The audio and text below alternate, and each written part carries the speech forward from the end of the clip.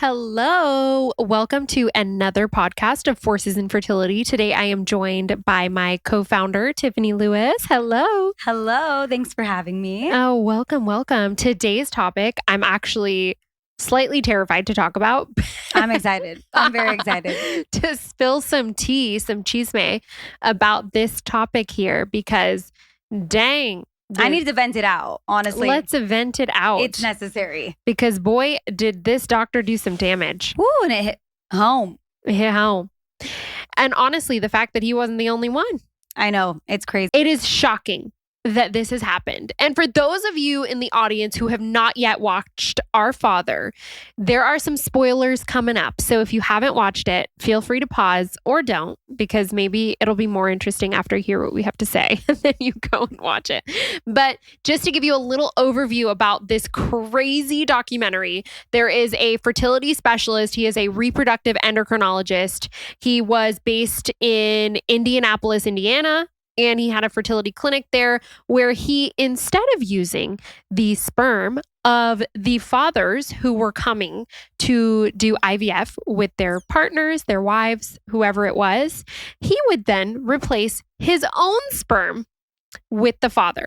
And unbeknownst to anyone else, this happened for years and years and years, decades, in fact, until one day, when 23andMe, the savior, came out and exposed his butt. And what ended up happening to him, Tiff? A slap on the wrist. I think honestly, that is what is so infuriating, is what he did, the emotional damage, everything with the lying and just the corruption that took place. And at the end of the day, he was already retired. And what happened to him?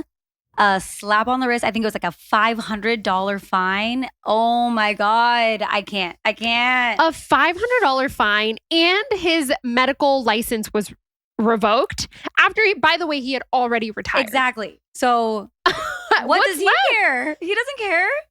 No, but this guy who was so renowned in his community, people looked up to him, admired him, and this entire time, he is going about his life not being impacted by the fact that he is lying and replacing his own sperm with people who have no idea that he's doing that, thinking that they're going in for IVF. And now years later, he's the dad. And for me, I think it's the craziest part is thinking about, like, back then he thought he was so sly getting away with something like this because there wasn't any resources other than, of course, like a DNA test, which a family who went into a clinic to do IVF is not going to think to go do a DNA test. No, before 23andMe, who was doing that? No one. No. I mean, unless it was like Jerry Springer and it's like, you are not the father. In this case, it's you are our father. No. Dun, dun, dun. So I think after all of this, there was almost 100 children. I think it was like 94 children at the end of all of it that ended up all being, by the way, in a small community, which, how creepy. Like, you could have been dating your sibling, your half sibling, and you would have had no clue because your parents and their parents both went to the same specialist in that small town to go do IVF just because they had a little problem or they had a little bit of trouble getting pregnant. And all they needed was a little assistance. And instead, boy, did they get quite a surprise. But something that just really resonated with me and that I was so proud to see was it took that one determined woman who she went through 23andMe. Mm-hmm. Things started to kind of surface. She understood that something was not right here. And even though she was not getting a lot of assistance and a lot of people were just ignoring her, but it was like this determination, this relentlessness, and this commitment to not letting this continue, and really ended up getting this like force behind her of exposing the truth. And I would say she is 100% by definition a force in fertility. 100%. Because despite all news outlets ignoring her, all of the, police stations that she reached out to, all the people that she tried to reach out to say, help me. This is not right. What happened to me is not right. Help me. And no one took this story.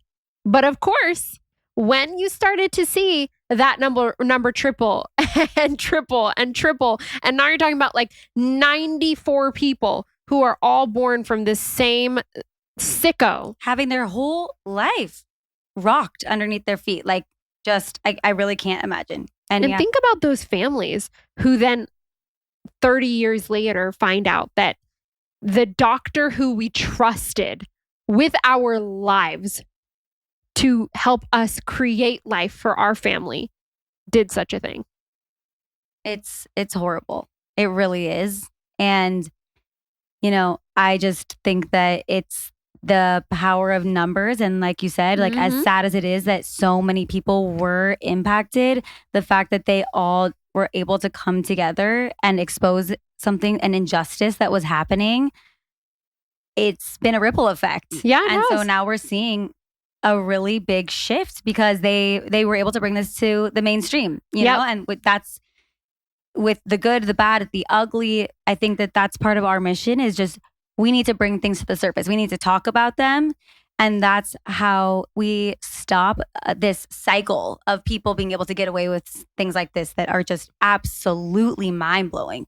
Now, more and more people are being, exposed for being involved in things like this. And it just makes me feel really hopeful because if there is that fear, like hopefully all it takes is watch yourself, because now you don't have the option to hide anymore. People are no longer ashamed about the fact that they have to use fertility treatment in order to create a family, because 1 in 4 people potentially globally suffer from infertility. So maybe not yourself, but someone that you know could be struggling today. Definitely. Most likely. And so no longer are we in the days where we hide from these topics or we don't talk about it. Get it out there. Really, really sad to see that so many doctors really are preying on hope and selling hope to people who are trying to create a family. This something that should be a human right. It's so deeply rooted in all of us. And when people have been struggling, that's then preyed upon previously. And so to see now, like you said, bringing it to the light, being brave, talking about it, normalizing it, and stopping things like this from happening. I mean, it really, I think, was the most like gut-wrenching thing was that after being so brave, after being able to cultivate this, unity, this force of understanding that this is something that was an injustice that we were faced with without our decision. Had nothing to do with this, but yet this is our reality. And then to go forward and not have any laws that stop it, punish the person that should be held accountable, that is wrong. That's so wrong. And it's really crazy that even now, after it's being exposed, that there is nothing legally that's stopping, him from going to jail. That needs to change. And so thank goodness we're seeing it happen, but it is slow. I mean, it's what now, one state? Yeah. That has it where it is now illegal. Colorado. Yes. Thank you, Colorado. But more are coming. I already know it. I mean, and that's the one thing about the fertility field is man, we are blessed with some awesome leaders in this space who take it upon themselves to go fix these injustices that happen. And we have people that are fighting, day and night. They're speaking with Congress. I mean, you yourself went in and did some time in front of Congress with Resolve and making it known that we won't stand for things like this. So I think the more that we do things like this, the more that we can avoid these situations. But something that really just stuck with me, and we talked about this actually in another podcast, is specifically the fact that one of the things that he says that was, by the way, his defense in doing something like this was that, well, there just weren't enough people who raised their hand to be a donor. And unfortunately, the intended father's sperm was not viable. So then I, as the savior, had to step in and help this family. That was sort of the first thing that he said that was his defense, which we know to be super not true. Yeah. Which as soon as we went out and we started bringing awareness to this, the amount of incredible people that were willing to participate, to help others, and to get involved was incredible. And so I'm grateful to know that now is out in the world and that can never be used as an excuse again. People need to be held accountable. There's so many individuals. We're at a beautiful time right now culturally where people, especially young people, are so open and willing to do something that gives purpose. And it's the complete opposite of someone like that. So absolutely. And we've been so blessed, like you said, the people that have taken the time to reach out and apply to be a part of All Kind and the community here. I mean, that number of people alone, I think we can help tons of clinics across the US, if not globally. And it makes me have hope for the future of fertility, and that all these people individually I consider to be forces in fertility, because each one of you who takes the time to stand up to fight against these things, whether you are talking on Congress as a leader in this space, whether you are a donor or a surrogate that is putting your time and body and effort and life and love into this process, we are so grateful. And the community as a whole is so grateful for the time and effort that you're putting. So thank you for listening to us this week as we vent out a bit of our frustration about Our Father, the documentary. If you haven't watched it, please go watch it and be frustrated with us. Reach out, DM us so that we'll vent with you. We get it. Trust us. We get it. We're happy to talk it out with you absolutely. Yeah. And I hope more people come out with their stories and just share what it's like being donor conceived and some of the things that need changing in this space, because, you know, as two people who've started a company in this space, we're super receptive and we don't want stories like this to continue. So we're, again, open to hearing your journeys, your stories, your hopes for the future as well. And thank you for tuning in to another episode of Forces in Fertility. Talk to you next week.